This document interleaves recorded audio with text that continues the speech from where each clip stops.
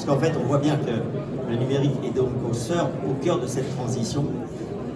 Et c'est pas un numérique, c'est pas n'importe quel numérique. Il faut que ce soit un numérique maîtrisé, un numérique sobre et un numérique aussi sûr.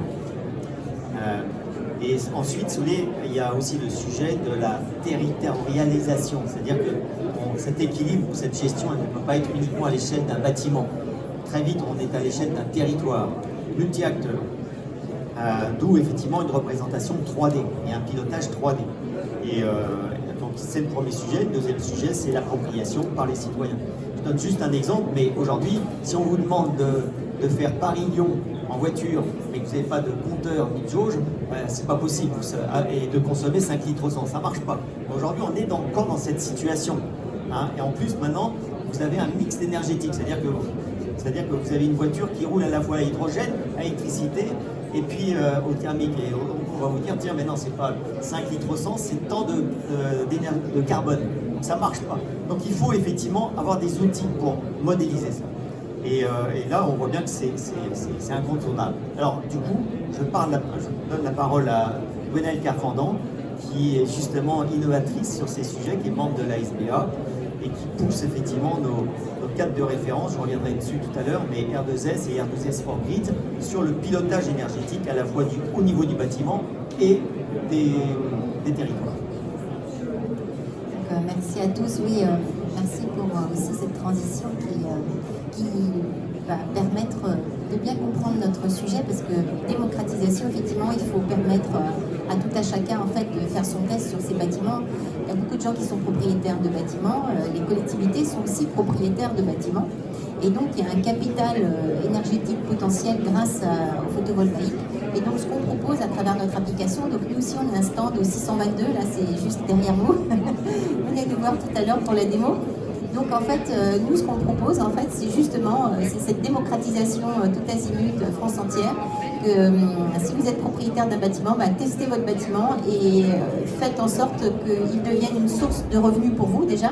Et qu'en plus, non seulement il va alimenter votre bâtiment, mais il va alimenter votre voiture si vous en avez une voiture électrique. Donc c'est ça, c'est le principe de simuler en fait le devenir de cette marge de manœuvre d'énergie locale qui pourra venir compléter votre mix énergétique perso ou politique aussi au niveau des villes. Donc on a une plateforme qui s'appelle UrbanSync et donc voilà, on a deux applis. Celle dont je vais vous parler, c'est celle d'Aténergie. On en a une autre aussi qui s'appelle SyncCity, qui est plutôt faite pour les aménageurs de sites et les sites industriels. Donc, mais concentrons-nous en fait sur Aténergie avec les trois slogans qui ont été évoqués par les intervenants précédents. Donc, décarbonation certes. Donc, on a alors le niveau européen, c'est Fit for 55. C'est sorti au mois d'août. Je ne sais pas si vous avez vu ça, mais ça pousse à faire des économies, faire une baisse de CO2 à 55% et non plus à 40%. Donc, ça augmente encore le gap. Et après, vous avez la RE 2020 qui sort, le décret tertiaire, etc. Donc ça, c'est une pression réglementaire, la conscience collective qui vient, parce qu'on est tous très nombreux aujourd'hui, on en est la preuve, incarnée, et la décentralisation qui est capitale, parce qu'en fait, il faut rendre cette énergie-là disponible tout de suite et la maîtriser. Et pour la maîtrise, eh bien, il faut passer par la phase digitalisation proche de chez soi, et donc avoir cette capacité en fait, de faire de ses propres scénarios tout seul en ligne. Et c'est ce que nous proposons. C'est un outil d'aide à la décision qui permet de faire des bâtiments une source de revenus, mais qui permet aussi de simuler votre neutralité carbone. Donc on a 25 indicateurs qui permettent en fait de jauger la technique, le financier et la décarbonation. Donc vous pouvez calculer votre empreinte écologique, votre empreinte énergétique et ensuite scénariser. Donc vous pouvez le faire en bâtiment solo, mais vous pouvez le faire aussi à l'échelle d'un quartier. Donc c'est intéressant aussi pour les aménageurs et c'est intéressant aussi pour finalement les foncières.